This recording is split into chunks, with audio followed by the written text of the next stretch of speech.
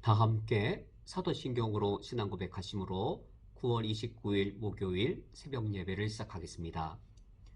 전능하사 전지를 만드신 하나님 아버지를 내가 믿사오며 그 외아들 우리 주 예수 그리스도를 믿사오니 이는 성령으로 잉태하사 동정녀 마리아에게 나시고 본디오 빌라도에게 고난을 받으사 십자가에 못 박혀 죽으시고 장사한 지 사흘 만에 죽은 자 가운데에서 다시 살아나시며 하늘에 오르사 전능하신 하나님 우편에 앉아 계시다가 저리로서 산자와 죽은 자를 심판하러 오시리라.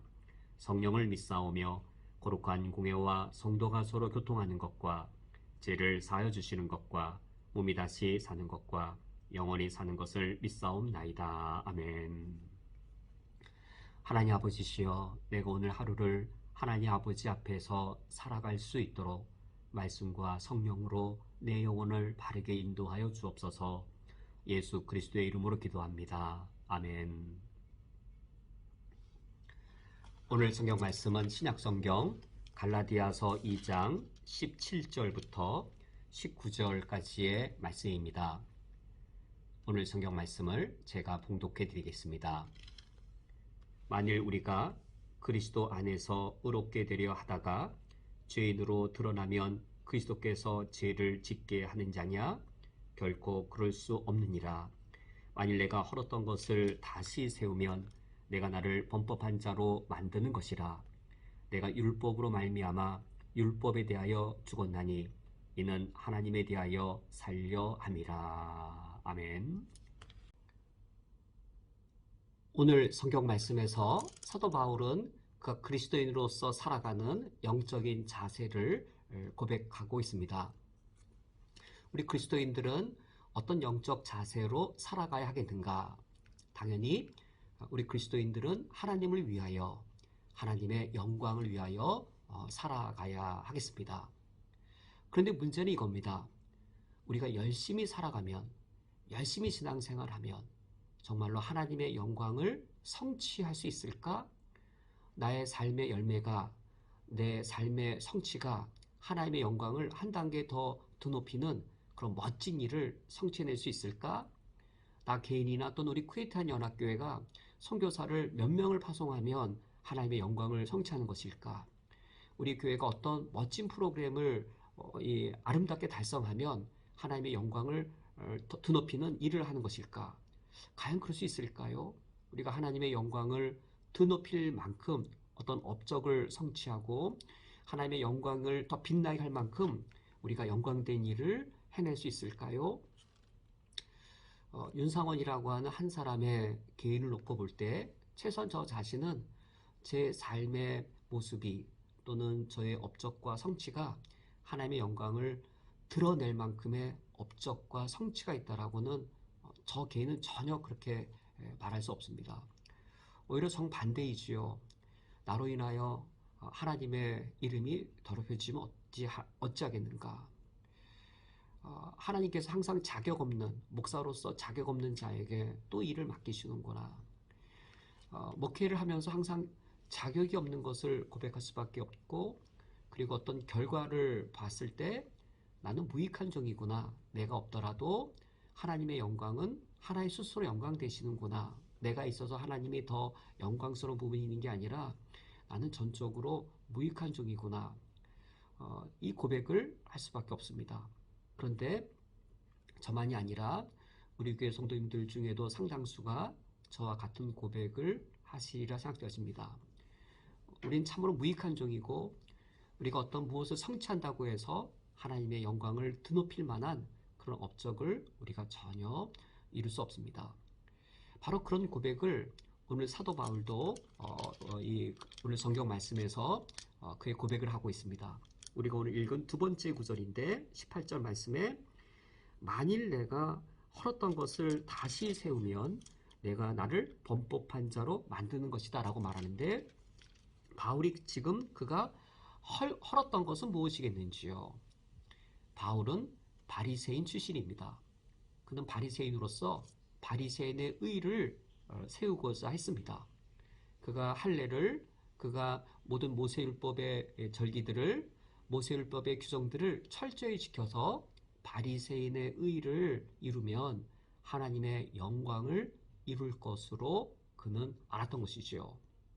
그러나 그가 다메섹 도상에서 예수 그리스도를 만난 이후에 그의 의는 바리새인의 의가 아니라 그리스도 안에서 거저받는, 그리스도 안에서 은혜를 누리는 의라는 사실을 그가 알게 되었습니다.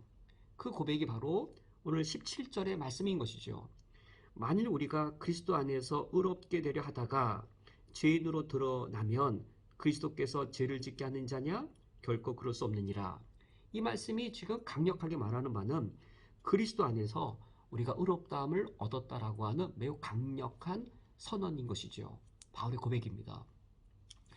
그가 율법의 성취를 통하여서 자신의 바리새인의 의를 이름으로 하나님을 영광되게 만든 것이 아니라 반대였습니다. 그리스도 안에서 하나님이 나를 의롭게 하신 것이었습니다. 하나님이 스스로 영광스러운 존재가 되신 것이지 그리스도 안에서 죄인인 나를 의인 만드심으로 하나님 스스로 하나의 영광을 드러내신 것이지 바울이 무슨 율법을 성취해서 어떤 업적을 이루어서 하나님의 영광을 드러낸 것이 전혀 아니었습니다. 오히려 정반대인 것이지요. 19절 말씀에 오히려 사도 바울이 이렇게 말합니다. 내가 율법으로 말미암아 율법에 대하여 죽었나니라고 그는 고백할 뿐입니다. 그가 율법을 통하여서 바리새인의 의를 이룸으로 바리새인의 의의 업적을 통해 하나님의 영광을 더 드러낸 것이 아니라 오히려 하나님의 영광을 위해 이 의를 이루기 위해서 열심히 율법을 준수하면 준수할수록 오히려 그가 죽을 죄인인 것이 드러날 뿐이었습니다. 우리도 마찬가지고 제 자신도 마찬가지입니다. 제가 목회자로 하나님과 교회, 우리 성도님들을 섬길 때 제가 그 목회자의 섬김을 통해 저의 이 하나님 아버지 앞에 온전함이 드러날까요? 목사답지 못한 저의 허물과 죄악이 더더욱더 드러날까요? 하나님께서 저를 불쌍히 여기셔서 저와 같은 죄인을 통해서도 선한 열매를 맺게 하신 것이지 그 열매는 정말로 저의 부족함 속에서도 하나님의 완전하심의 그 결과로 어떤 열매가 있는 것이지 제 자신을 알죠. 저의 죄악됨, 저의 불완전함, 그러나 주님께서 은혜로 그것을 감추시고 하나님께서 하나님의 영광을 스스로 이루신 것이죠. 우리 그 교회가 요르단의 난민 선교를 힘쓰고 있고 중선협을 통해 이슬람 선교에 함께 협력하고자 하고 있는데 또 우리 여러 이슬람 사역지의 선교사님들 돕고 있지요. 그러나 하나님의 이 일을 감당하면서 여기 얼마나 우리의 죄악된 욕망, 우리 인간의 이기적인 그 마음들 이런 것들이 같이 섞여서 이 일들을 감당해낼 수 있겠는지요. 정말 우리가 순수하게 오직 믿음으로 오직 하나님의 영광만을 바라면서 그 하나님의 일을 온전하게 이뤘다라고 말할 것이 정말 우리에게 얼마나 되겠는지요. 하나님께서 그럼에도 불구하고 우리의 불완전함, 우리의 죄악됨 속에도 불구하고 하나님의 의를 이루신 것이지 어떤 것이 이루어졌을 때 정말로 우리의 의로움으로 이루어진 것은 없는 것이지요. 오히려 정말로 그 일을 감당할 때에 우리 이기심, 죄악, 우리 인간적인 야망, 우리들 간에 서로 다툼, 시기, 질투, 미워하는 것 그런 게 다 섞여 있던 것이어서 사도 바울이 내가 율법으로 말미암아 율법에 대해 죽었다 이 말은 우리가 하나님의 일을 감당하면서 우리의 죄악됨들이 더 드러나서 우리가 죽을 죄인 고백을 할 수밖에 없는 것이지요. 그와 같이 우리가 하나님의 일을 감당하면서도 우리의 죄악됨을 알아서 하나님 아버지 앞에 나를 죽을 죄인으로 고백할 때에 우리는 십자가 아래 무릎을 꿇게 되었습니다.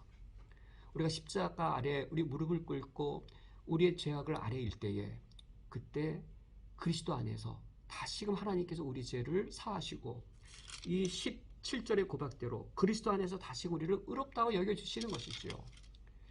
율법을 통해 내가 죄인이고 죽을 수밖에 없어서 십자가에 무릎을 꿇어서 죽었는데 그 자리에서 그리스도 안에서 우리를 다시금 의롭다 하시고 우리에게 새 생명을 주셨습니다. 그렇다면 사도 바울은 어떤 원리로 어떤 영적 자세로 살아갔는지요.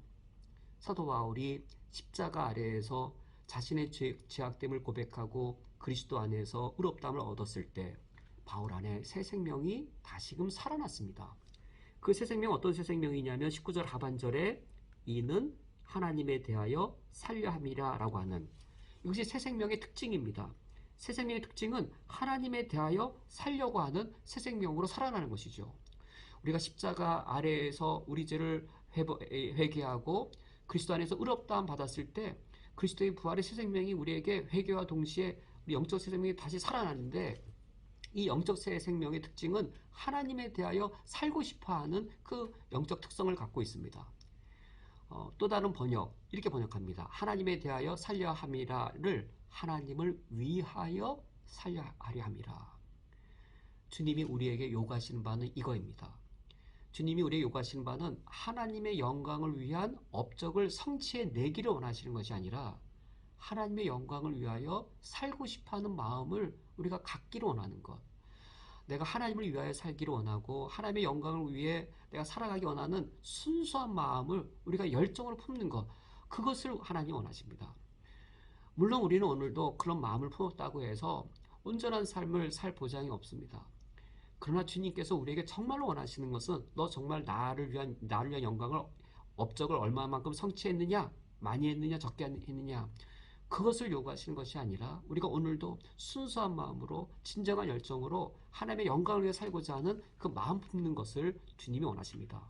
우리가 오늘도 하나님의 영광을 위하여, 하나님을 위하여 살고자 하는 새 생명의 마음을 가지시기를 주님의 이름으로 축원드립니다. 함께 기도하시겠습니다. 하나님 아버지시여, 나의 오늘 하루의 삶이 하나님에 대하여 사는 삶, 하나님의 영광을 위하여 살고 싶어하는 삶이 되게 하옵소서. 예수 그리스도의 이름으로 기도합니다. 아멘. 다 함께 주기도로 오늘 예배를 폐하겠습니다. 하늘에 계신 우리 아버지여, 이름이 거룩히 여김을 받으시오며 나라가 임하시오며 뜻이 하늘에서 이루어진 것 같이 땅에서도 이루어지이다. 오늘 우리에게 일용할 양식을 주시옵고 우리가 우리에게 죄 지은 자를 사하여 준 것 같이 우리 죄를 사하여 주시옵고 우리를 시험에 들게 하지 마시옵고 다만 악에서 구하시옵소서. 나라와 권세와 영광이 아버지께 영원히 싸움나이다. 아멘.